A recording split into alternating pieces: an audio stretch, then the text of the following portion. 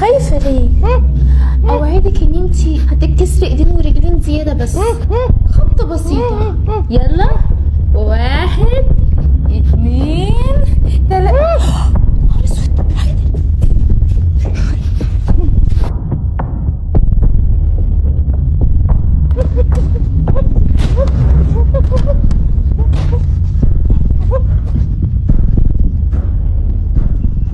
بقول لك ايه يا حبيبتي، نفسك تاكلي ايه النهارده؟ ملوخيه ولا سبانخ؟ ايه رايك لو مخنوقه انزل امشيكي شويه؟ صح، امشيكي. حاضر يا حبيبتي، يلا بينا.